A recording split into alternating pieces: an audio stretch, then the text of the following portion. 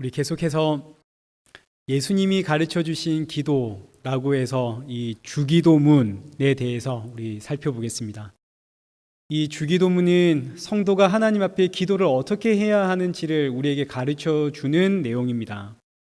먼저 지난주 우리 살펴보았던 내용을 간략하게 정리를 하고 이제 오늘 말씀을 살펴보겠습니다. 우리 지난주에는 우리 9절에 기록되어 있는 것처럼 하나님 아버지의 이름이 거룩히 여김을 받으시오며 와 나라가 임하시옵고에 대해서 살펴보았습니다. 하나님 아버지의 이름이 거룩히 여김을 받는다는 의미는 우리가 하나님의 이름을 거룩하게 만드는 것이 아니라 하나님이 하나님의 이름을 거룩하게 지켜낸다, 이런 뜻입니다. 우리는 하나님의 이름을 더럽히기만 했지 하나님의 이름을 거룩하게 한 적이 없습니다. 사람과 사람들 사이에서는 내가 좀 괜찮은 사람처럼 보일진 몰라도 사람들은 나를 보면서 참 신앙인이시군요, 크리스찬이시군요 이렇게 말할지 몰라도 우리의 내면은 우리가 잘 알죠. 우리의 내면은 그렇지가 못합니다. 겉은 훌륭해도 이 속은 그렇지가 못하죠. 오늘 여러분이 제 속을 들여다 볼 수 있다면 제 속의 악함과 그리고 제 안에 이 가득 차 있는 분노와 이 추함과 제 속의 생각 등등을 여러분이 보고 있다면 여기 앉아서 예배 드릴 수 있겠습니까? 제가 아무리 겉은 이렇게 훌륭하고 하나님의 말씀을 잘 전하고 늘 빵긋빵긋 웃고 한다 하더라도 저의 내면의 이 악함과 추악이 이 추함들이 이 자리 잡고 있기 때문에 여러분은 저의 겉모습에 속을지 몰라도 하나님은 저에게 속지 않으시죠. 그래서 저의 이런 모습으로는 하나님의 이름을 절대로 거룩히 여길 수가 없고 오히려 하나님께서 저를 보시면 지금 저의 이 설교하고 있는 모습을 보면서 너 참 가증스럽다 하실 겁니다. 그래서 우리 지난주에 살펴봤듯이 에스겔 36장 19절 이스라엘 백성들은 늘 하나님의 이름을 더럽히기만 했습니다. 그래서 하나님이 약속의 땅에서 이들을 다 쫓아냈죠. 온 세계 각국에 다 흩어버렸는데 이들이 온 세계 각국에 다 흩어져 살면서 이스라엘 백성들이 자신들이 왜 이렇게 흩어지게 되었는가 이걸 돌아보며 얼마나 하나님 앞에 회개하며 살았겠습니까? 그런데 그렇게 회개하며 살았음에도 불구하고 하나님은 뭐라고 하시냐면 20절에 있는 것처럼 그들이 그 여러 나라에 흩어져서도 내 거룩한 이름이 그들로 인해서 더러워졌다, 이렇게 이야기를 하십니다. 그러니 우리는 하나님의 이름을 늘 더럽히기만 하는 존재이지 하나님께 거룩을 돌릴 수가 없는 존재입니다. 내 안에 죄와 악이 가득한데 무슨 방법으로 하나님께 거룩을 돌릴 수 있겠습니까? 그래서 하나님이 하시는 말씀이 21절 그러나 이스라엘 족속이 더럽힌 내 이름을 내가 아꼈노라. 하나님이 하나님의 자신의 거룩한 이름을 지키기 위해서 어떻게 하셨다는 이야기인가요? 하나님이 자기 백성들을 구원해 내시죠. 자신의 그 거룩한 이름을 지켜내기 위해서 이 이스라엘 백성들 자격도 없고 구원받을 조건도 없는데 이게 오늘 저와 여러분의 이야기입니다. 우리는 구원을 받을 만한 자격도 없고 구원을 받을 만한 조건도 없는데 우리의 속이 얼마나 추악한지 남들은 몰라도 나는 너무나 잘 아는데 내 속이 얼마나 악하고 이기적인지, 그래서 우리는 구원받을 자격도 없고 조건도 없는데 하나님께서 자기 이름의 그 거룩을 위하여 이 땅에 오셔서 십자가에 달려 죽이심으로 자기 백성을 구원해 내시는 이를 통해서 하나님께서 자기의 이름을 거룩하게 하시고 이렇게 구원받은 하나님의 백성들이 저 십자가 앞에 나아가 나 같은 죄인을 구원하신 하나님, 그 예수 그리스도 앞에 엎드릴 때에 하나님의 이름이 거룩히 여김을 받는다고 우리 살펴보았습니다.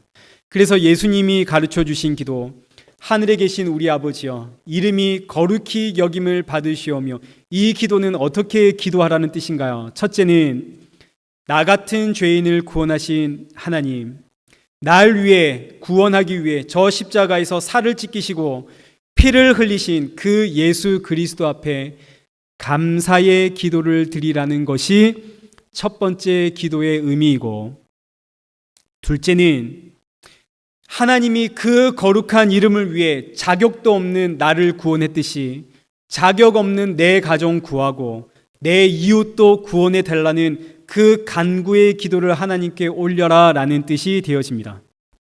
그리고 나서 이어지는 그 기도가 10절 나라에 임하옵시며, 나라에 임하옵시며, 이 기도는 하나님의 나라가 내 안에 임하면 어떻게 되겠습니까?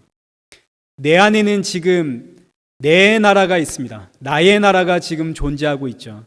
내 나라가 있는데 이 내 나라 안에 다른 나라가 쳐들어오면 어떻게 되나요? 둘 중에 하나는 싸워서 망해야 되는 거죠. 내가 이기든 아니면 쳐들어온 이 나라가 이기든 둘 중에 하나는 이겨야 됩니다. 그래서 흔히 순교라고 할 때 순교라고 하는 것은 단순히 저 오지에 가서 복음을 전하다가 원주민에게 잡혀서 죽었다라든지 복음을 전하다가 풍토병에 의해서 죽었다든지 이런 것이 순교가 아니고, 순교라고 하는 것은 하나님의 나라가 내 안에 쳐들어와서 내 나라를 이기고 내 나라의 머리가 되는 것, 내 나라의 주인이 되는 것. 그래서 하나님이 통치하는, 나를 통치하는 것, 이것이 순교입니다. 내가 꿈꾸는 이상이 있습니다. 내가 바라는 것이 있죠. 내가 원하는 가치가 있고, 내가 원하는 소원이 있고, 내가 원하는 인생이 있고, 내가 원하는 미래가 있습니다. 이 모든 것들이 전부 다 무너져 내리고 예수님이 내 나라의 주인이 되는 것, 예수님이 내 나라의 통치자가 되는 것, 이것이 진짜 순교요. 이것이 하나님의 나라가 내 안에 임하는 기도의 내용입니다. 그러니 오늘 우리 어떻게 기도하라는 이야기인가요? 순교를 위해서 기도하라는 거죠. 하나님, 나는 이 세상이 너무 좋고 나는 정말 잘 먹고 잘 살고 싶은데 이런 내 나라 무너지고 하나님의 나라, 예수 그리스도의 나라, 그분 한 분만으로 만족하며 살아가게 하소서. 내 생각과 내 판단과 내 가치와 내 뜻이 얼마나 교만한지 하늘을 대적하여 끝을 몰라 높아졌는데 이런 내 마음과 내 생각과 내 가치가 무너지고 예수님만으로 만족하는 인생, 예수님이 내 안에 쳐들어오셔서 나의 통치자가 되었다는 사실에 너무나 감사하고 기뻐하는 성도가 되게 하소서. 이 기도를 하라는 이야기죠. 그리고 이제 오늘 계속해서 이어지는 두 가지의 기도 제목, 첫째는 뜻이 하늘에서 이루어진 것 같이 땅에서도 이루어지이다. 그리고 둘째는 우리에게 일용할 양식을 주옵시고, 우리 여기에 대해서 이제 살펴보도록 하겠습니다. 먼저 뜻이 하늘에서 이루어진 것 같이 땅에서도 이루어지이다.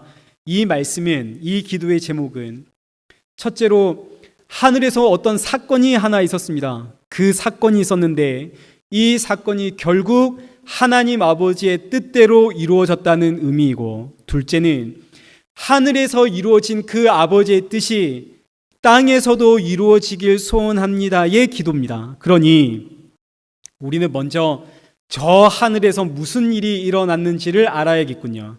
저 하늘에서 무슨 일이 일어났을까? 우리 요한계시록 12장 7절 말씀을 함께 보시죠. 하늘에서 전쟁이 있으니 미가엘과 그의 천사들이 용과 더불어 싸울새 용과 그의 천사들도 싸우나 이기지 못하여 다시 하늘에서 그들의 있을 곳을 얻지 못한지라.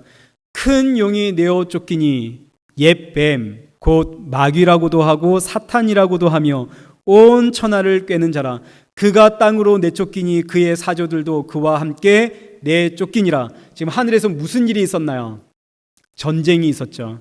천사와 용이 서로 싸웠습니다. 천사는 하나님의 자녀들을 의미하는 것이고, 이 용은 옛 뱀, 과거의 에덴 동산에서 이 아담과 하와를 유혹했던 그 뱀입니다. 그 뱀, 마귀 혹은 사탄이라고 불리우는 이 존재, 이 사탄이 저 하늘에서 천사와 싸우다가 땅으로 쫓겨났다는 거죠. 그러니 뜻이 하늘에서 이루어진 것 같이 무슨 뜻이 이루어졌나요? 하늘에서 사탄이 쫓겨나는 그 뜻이 이루어졌다는 이야기입니다. 이 사탄이 하늘에서 쫓겨나서 어디로 갔나요? 땅으로 왔죠. 그래서 아담과 하와에게 선악과 유혹을 하지 않습니까?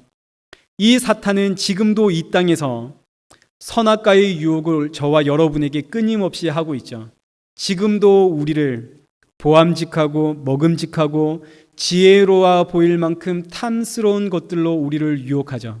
이 세상의 여러 가지 가치들, 돈, 재물, 아름다움 이런 것들로 우리를 유혹해서 하나님이 아니라 이 세상 의지하도록 우리를 만들어가고 있습니다. 그러니 뜻이 하늘에서 이루어진 것 같이 땅에서로 이루어지다. 이 기도의 제목은 사탄이 하늘에서 쫓겨났듯이 이 땅에서도 나를 유혹하는 이 사탄의 세력 나라가 쫓겨나길 원합니다의 기도의 제목입니다. 나를 유혹하는 이 세상의 아름다움과 이 세상의 가치와 이 세상의 재물과 이 세상의 권력과 이 세상의 명예 등등 이것들 의지하지 않고 하나님만 의지할 수 있도록 날 구원하신 하나님 그 예수 그리스도 의지하며 살아가는 성도가 되도록 하소서. 성도를 유혹하는 사탄의 세력이 하늘에서 쫓겨난 것처럼 이 땅에서도 쫓겨나도록 하여 주옵소서. 예, 기도의 제목인 거죠. 그럼 하늘에서 이 사탄이 어떻게 쫓겨났나요? 우리 요한계시록 12장 10절과 11절 말씀 보시죠. 내가 또 들으니 하늘에 큰 음성이 있어 이르되 이제 우리 하나님의 구원과 능력과 나라와 또 그의 그리스도의 권세가 나타났으니 우리 형제들을 참소하던 자 곧 우리 하나님 앞에서 밤낮 찬소하던 자가 쫓겨났고 또 우리 형제들이 어린 양의 피와 자기들이 증언하는 말씀으로써 그를 이겼으니 하늘이 어떻게 승리했다는 이야기입니까? 예수 그리스도의 그 권세, 어린 양의 그 피로 승리했다 이야기를 하고 있죠. 어린 양의 피로 사탄을 하늘에서 쫓아냈습니다. 그러면 뜻이 하늘에서 이루어진 것 같이 땅에서도 이루어지다라고 할 때 이 말씀의 의미는 하늘에서 그리스도의 권세, 하늘에서 그 어린 양의 피로 사탄을 쫓아낸 것처럼 이 땅에서도 예수 그리스도의 그 십자가의 보혈로 사탄의 세력을 쫓아낼 것이다 이런 뜻이 되는 거죠. 그래서 2000년 전에 그 하늘의 하나님의 아들 예수 그리스도가 이 땅에 오셔서 십자가에 달려 죽으실 때에 그 피를 쏟으실 때에 사탄의 나라는 이미 망했고 그 예수님께서 다시 오실 때에 사탄의 세력은 완전히 쫓겨남을 당하게 되어집니다. 오늘 우리는 2000년 전 예수님께서 십자가에서 죽으시고 부활하신 그때부터 예수님이 다시 오실 이 기간을 우리는 살아가고 있죠. 이 기간은 사탄은 이미 망했지만 아직은 쫓겨나지 않은 기간입니다. 이 기간은 사탄이 자신의 나라를 다시 세우기 위해서 수단과 방법을 가리지 않고 하나님의 백성들을 유혹하고 미혹시키는 기간입니다. 이 기간을 살아가는 성도는 반드시 사탄과 싸울 수밖에 없죠. 이 세상과 싸울 수밖에 없습니다. 그럼 어떻게 성도는 이 사탄의 세력과 싸워서 승리할 수가 있나요? 교회가 오늘날 힘을 모아서 세상과 싸우면 되는 겁니까? 세상에 먹음직한 것 안 먹고 보암직한 것 안 보고 그렇게 나를 금욕하고 절제하며 살아가면 되는 건가요? 그런 이야기 아니죠. 성도가 세상과 싸워 승리한다는 이야기는 이미 십자가에서 승리하신 그 예수 그리스도의 십자가를 의지하며 살아라라는 이야기입니다. 그 십자가의 보혈이 하늘에서 사탄의 권세를 쫓아냈던 것처럼 이 땅에서도 그 십자가의 보혈이 사탄의 세력을 쫓아내기에 성도는 그 십자가의 보혈 의지하고 살아야 하는 거죠. 십자가의 보혈 의지하고 산다는 의미는 내 안에 예수의 피가 흘러야 된다는 이야기고 예수의 피가 내 안에 흐른다는 이야기는 우리가 잘 아는 갈라디아서 2장 20절의 말씀처럼 내가 그리스도와 함께 십자가에 못 박혔나니 그런즉 이제는 내가 사는 것이 아니요 오직 내 안에 그리스도께서 사시는 것이라. 나 죽고 예수님 사시는 것, 이것이 세상을 향한 성도의 승리이고 이것이 바로 뜻이 하늘에서 이루어진 것 같이 땅에서도 이루어지다 이 기도의 내용입니다.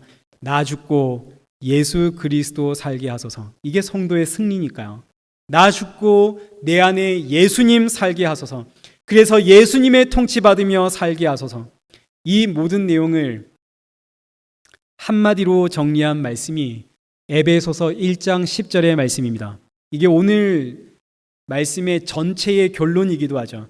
뜻이 하늘에서 이루어진 것 같이 땅에서도 이루어지이다. 이 말씀은 에베소서 1장 10절, 하늘에 있는 것이나 땅에 있는 것 다 그리스도 안에서 통일되게 하려 함이라. 뜻이 하늘에서 이루어진 것 같이 땅에서도 이루어지이다. 이 말씀은 하늘에서 이루어진 일이나 땅에서 이루어질 일들이나 이 모든 것들이 전부 다 예수 그리스도 안에서 통일이 되어진다는, 이 모든 일들이 전부 다 예수 그리스도 안에서 하나가 된다는 이야기입니다. 그러니 이 기도는 하늘과 땅을 통일시킨 그 예수 그리스도 믿고 살게 하소서. 하늘과 땅을 통일시킨 그 예수 그리스도 내 안에 살고 나는 죽게 하소서의 기도가 되는 거죠. 교회는 예수님 믿는 공동체입니다. 내 소원 이루고 싶으면 그 교회에 나와야 될 일이 아니라 내 소원 이루기 위해서 열심히 노력을 해야 됩니다. 돈을 많이 벌고 싶으면 교회에 나올 것이 아니라 교회에 나올 이 시간에 자기 개발을 하든지 나가서 일을 해야 돈을 벌 수 있겠죠. 뭔가 도전을 받고 싶으면 성공한 사람들의 이야기를 들어야 하는 것이고, 내가 너무 지쳐 위로를 받고 싶으면 가슴이 따뜻한 사람들 만나서 함께 교제를 해야 되는 것이지 교회에 나와서는 될 일이 아닙니다. 교회는 여러분의 소원을 이루어주는 것도 아니고, 교회는 여러분에게 위로 주는 것도 아니고 도전을 주는 것도 아닙니다. 교회는 예수 그리스도를 믿는 공동체입니다. 그런데 놀랍게도 그 예수 그리스도를 믿게 되어지면, 예수님 믿는 믿음이 내 안에 쳐들어오게 되어지면 세상에 그 예수님이 나에게 세상이 줄 수 없는 위로를 주고, 그 예수님이 세상이 줄 수 없는 놀라운 도전을 내 안에 넣어주시고, 이 세상이 절대로 줄 수 없는 진짜 소원, 천국 소망을 우리 안에 넣어주십니다. 그러니 이 예수 그리스도를 믿으십시오. 이제 일용할 양식에 대해서 살펴보고 이제 말씀을 맺도록 하겠습니다. 우리 오늘 본문 11절 말씀을 보시면, 오늘 우리에게 일용할 양식을 주시옵고, 일용할 양식이란, 일용이라는 말이 하루라는 뜻입니다. 일용할 양식, 하루의 양식을 주옵소서. 하나님 앞에 기도할 때 하루의 양식만 구하라는 이야기입니다. 여러분, 기도하실 때 우리는 얼마나 많은 것 달라고 기도하나요? 우리의 인생의 미래, 저 먼 훗날의 것들 우리는 받기 위해서 하나님 앞에 기도하는데, 예수님께서 우리에게 기도를 가르쳐 주실 때 하루의 양식만 구해라 라고 우리에게 가르쳐 주십니다. 그 이유는 첫째, 성경에서 사람의 인생을 하루라고 가르치고 있기 때문입니다. 우리 이사야 51장 6절 말씀을 보시면, 너희는 하늘로 눈을 들며 그 아래의 땅을 살피라. 하늘은 연기같이 사라지고 땅은 옷같이 헤어지며 거기에 사는 자들이 하루살이와 같이 죽으려니와. 이 땅에 살아가는 모든 인생은 다 하나님 보시기에 하나님 앞에서 하루살이와 같다. 이 말씀의 의미는 하루살이보다 못하다, 이런 뜻입니다. 하루살이는 하루라고 하는 인생이 보장되어 있습니다. 그러나 사람은 오늘 이 하루가 보장되어 있는 것이 아닙니다. 언제든 하나님이 원하시면 걷어가시죠.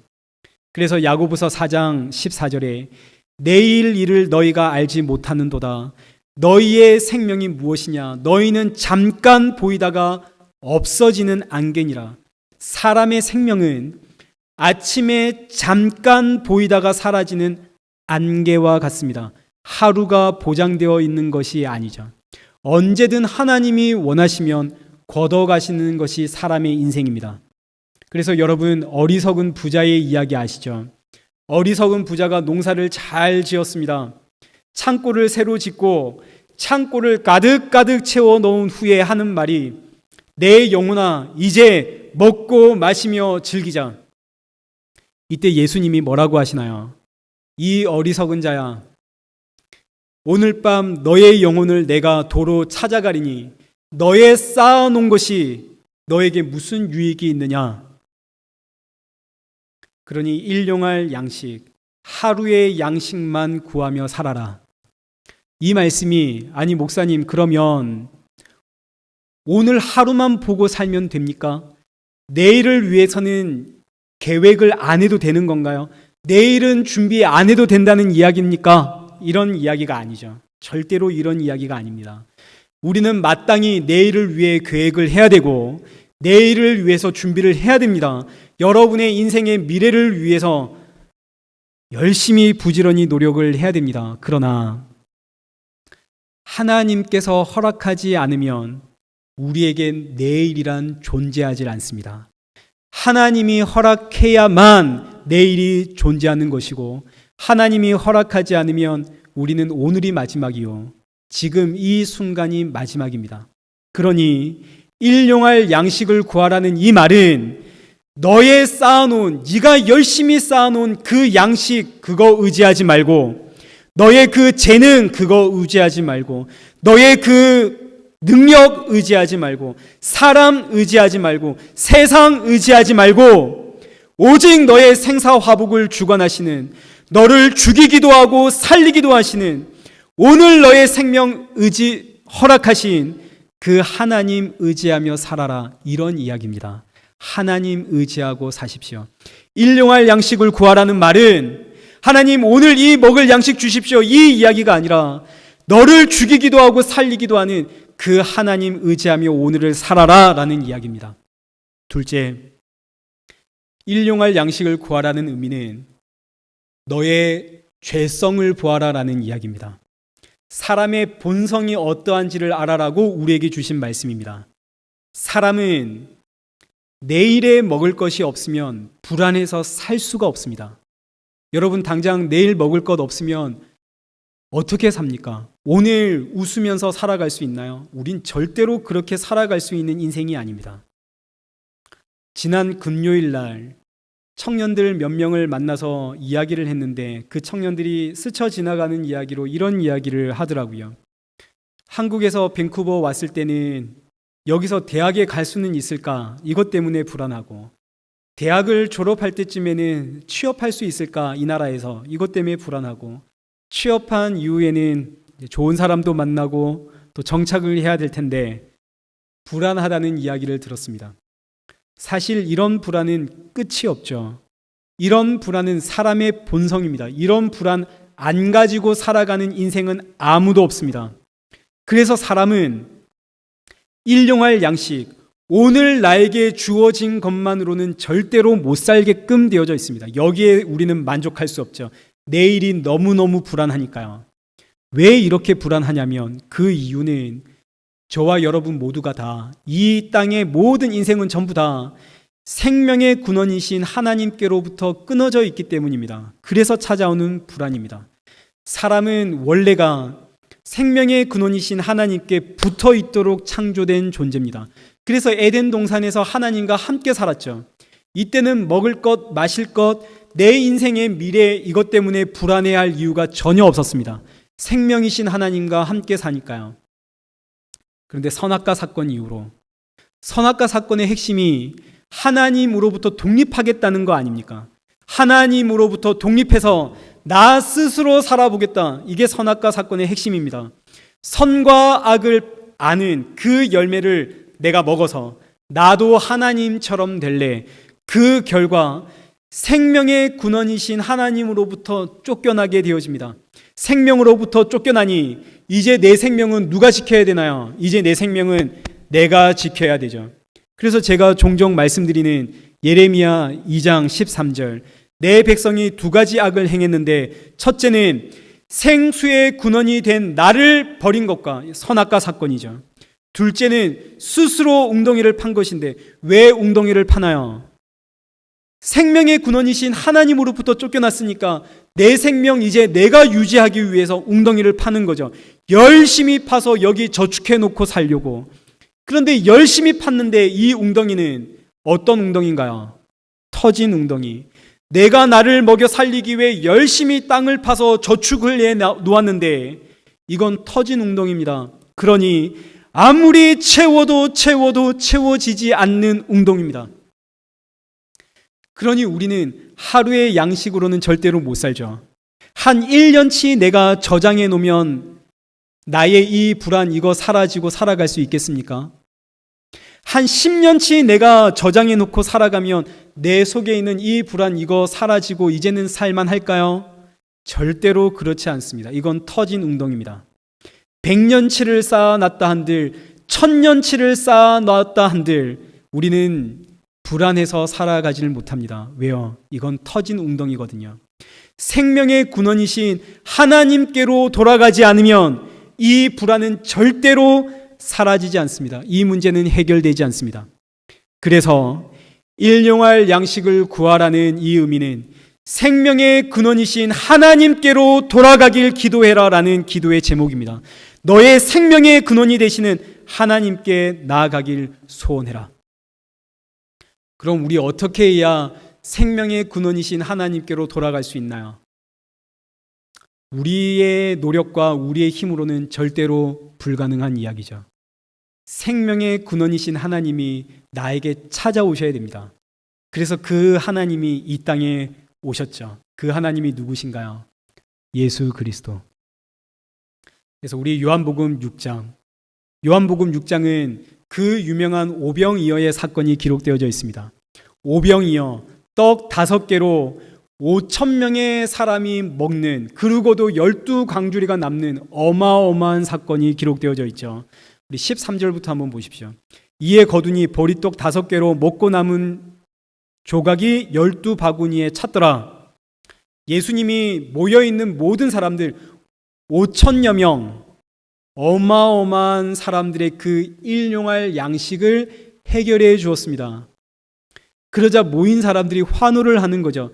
야, 예수님만 믿으면, 예수 그리스도만 믿으면 우리의 양식, 우리 이거 걱정 안 하고 살아도 되는구나.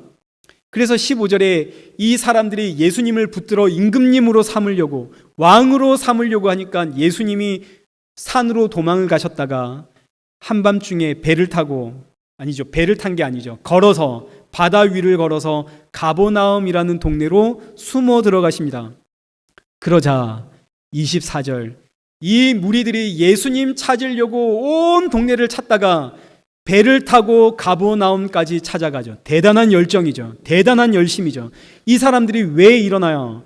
떡 5개로 5,000명이 먹고도 남는 걸 보았거든요.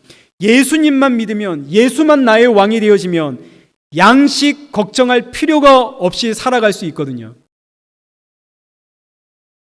예수님이 이렇게 자신들을 찾아온 무리들을 향해서 이렇게 말씀을 하십니다. 26절, 내가 진실로 너희에게 이르노니 너희가 나를 찾은 것은 표적을 본 까닭이 아니요. 여기서 표적이라는 것은 십자가를 이야기합니다. 너희가 나를 찾는 것은 십자가를 보았기 때문이 아니라 떡을 먹고 배가 불렀기 때문이다. 오늘날 아직까지도 많은 사람들이 교회를 나올 때 십자가를 보고 교회를 나가는 것이 아니라 떡을 먹고 배부르려고 교회를 찾아 나옵니다. 십자가에서 나 죽고 예수님 살아야 돼, 이걸 위해서 교회에 나오는 것이 아니라 복 받으려고, 잘 먹고 잘 살려고, 내 배 불러지기 위해서 너무나 간절하게, 너무나 이 땅의 삶이 힘드니까 교회를 찾아 나오는 거죠. 그래서 주시는 예수님의 말씀, 이어지는 말씀이 27절, 썩을 양식 위하여 일하지 말고, 썩을 양식 때문에 나를 쫓아오려고 하지 말고 영생하도록 있는 양식을 위하여 쫓아와라. 그러자 이 모인 무리들이 묻습니다. 예수님의 말씀이 도무지 이게 무슨 말인지 알아듣지를 못하는 거죠. 예수님, 어떻게 해야 영생하도록 있는 양식을 우리가 먹을 수 있습니까? 32절에 예수께서 이르시되 내 아버지께서 너희에게 하늘로부터 참떡을 주시나니 하나님의 떡은 하늘에서 내려 세상에 생명을 주는 것이니라. 그들이 이르되 주여 이 떡을 항상 우리에게 주소서. 35절 예수께서 이르시되 나는 생명의 떡이니 내게 오는 자는 결코 줄이지 아니할 터이요 나를 믿는 자는 영원히 목마르지 아니하리라. 51절 나는 하늘에서 내려온 살아있는 떡이니 사람이 이 떡을 먹으면 영생하리라. 내가 줄 떡은 곧 세상의 생명을 위한 내 살이니라. 예수님께서 지금 내가 바로 너희의 일용할 양식이다. 이 땅에 썩어질 양식 그거 구하지 말고 그것 믿지 말고 나 믿고 살아라. 날 의지하며 살아라. 그래서 일용할 양식을 구하라라는 의미는 예수 믿고 사는 인생 되게 하소서의 기도입니다. 나는 이 세상에 물질이 필요하죠. 나는 세상에서 필요한 것들이 너무너무 많습니다. 그러나 그것 의지하며 사는 인생이 아니라 예수님 믿고 사는 인생 되게 하소서. 이 세상 살아갈 때 물질이 좀 없어도 괜찮습니다. 필요한 것 좀 없어도 괜찮습니다. 날 구원하신 예수님 그분만 있으면 됩니다. 주께서 허락하지 않으시면 나에겐 내일이란 존재하지 않습니다. 내일을 나에게 주시고 이 생명을 이끌어 가시는 그 예수 그리스도 믿고 살아가게 하소서. 이 기도를 하라는 거죠. 예수님이 바로 내가 생명의 떡이다. 내가 영원한 생명의 떡이다. 내가 바로 일용할 양식이다. 너희들이 찾고 구해야 할 그 일용할 양식이 바로 나다. 그랬더니 이 무리들이 뭐라고 하는지 보십시오. 60절 이 말씀이 어렵도다. 누가 들을 수 있느냐. 66절 그때부터 그의 제자 중에서 많은 사람이 떠나가고 다시 그와 함께 다니지 아니하더라. 이 세상의 복, 이 세상에서 잘 살기 위해 교회에 나온 사람들, 내 배가 불러지기 위해서 예수 믿으면 굶고 살지는 않는다더라. 먹을 것 예수님이 채워준다더라. 그래서 교회에 나온 사람은 이런 복음의 이야기 들으면 깜짝 놀라서 떠나가게끔 되어져 있습니다. 십자가에서 나 죽고 예수님 사셔야 한다면 깜짝 놀라서 떠나가게 되어져 있죠. 십자가에서 나 죽고 예수님 사셔야 됩니다. 그러면 대체 나의 존재는 뭡니까? 그럼 나의 가치는, 사람의 존엄은 대체 어디에 있는 겁니까? 이렇게 외치게끔 되어져 있습니다. 성도는 예수님이 나의 존재 이유고 예수님이 나의 가치이고 예수 그리스도가 나의 존엄입니다. 그래서 여러분, 예배란 무엇인가요? 예배라고 하는 것은 날 구원하신 그 예수님께 나의 가장 소중한 것, 나의 가장 귀한 것 드리는 것이 예배가 아닙니다. 그게 예배가 아닙니다. 예배란 나의 온 마음과 정성을 다해 하나님 앞에 드리는 것도 아닙니다. 나의 마음은 죄로 오염된 마음이요, 나의 정성도 죄로 오염된 정성입니다. 내가 가지고 있는 가장 귀한 것, 그거 아무리 하나님께 드린다 한들 그거 전부 원래 하나님의 것이고 다 하나님이 창조하신 겁니다. 하나님 그런 것 받으시는 거 아닙니다. 예배란 뭡니까? 예배라고 하는 것은 날 구원하기 위해 십자가에 달려 죽으신 그 예수 그리스도의 살과 피를 먹고 마시는 것이 예배입니다. 예배란 예수님의 이 살과 피 때문에 오늘도 제가 살아갑니다. 이것이 예배입니다. 그래서 예배는 곧 성찬입니다. 예수님의 살과 피를 먹고 마시는 성찬. 이 이야기가 그럼 우리 매주 성찬식을 해야겠네요, 이런 이야기 아니죠. 말씀을 통해서 예수의 살과 피를 먹고 마시는, 예수 그리스도의 통치를 받고 나 죽고 내 안에 예수 그리스도가 사시는, 그래서 내 안에 예수의 피가 흐르는, 이것이 바로 예배고 성찬입니다. 마태복음 20장 28절 인자가 온 것은 섬김을 받으려 함이 아니라 도리어 섬기려 하고 자기 목숨을 많은 사람의 대속물로 주려 함이니라. 예수님이 섬기기 위해 이 땅에 오셨습니다. 우리가 예수님을 섬기는 것이 아닙니다.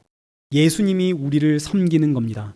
예배는 예수님의 섬김을 받는, 그래서 예수님께서 십자가에서 찢기신 그 살과 흘리신 그 피의 의미를 알고 그 예수 그리스도의 살과 피의 섬김을 받으며 그 예수 그리스도를 붙잡고 나아가는 것, 세상으로 돌아가는 것, 이것이 예배요, 이것이 일용할 양식입니다. 그래서 하나님이 기뻐하시는 제사, 하나님이 기뻐하시는 예배는 왜 하나님의 아들, 그 아들의 살과 피만이 우리의 영원한 양식인지 이것을 알고 믿는 것, 이것이 하나님이 가장 기뻐하시는 제사요, 기뻐하시는 예배가 되는 것이죠. 오늘 이 자리에 모인 우리, 저와 여러분, 이 생명의 근원이신 예수 그리스도, 생명의 양식이신 예수 그리스도, 너와 나를 위하여 십자가에서 죽으신 그 예수 그리스도, 이 세상을 이길 권세를 가지신 그 예수 그리스도를 나의 주인으로 영접하고 그 예수님을 나의 통치자로 인정하는 이 놀라운 은혜가 오늘 저와 여러분에게 가득가득 임하길 축원합니다.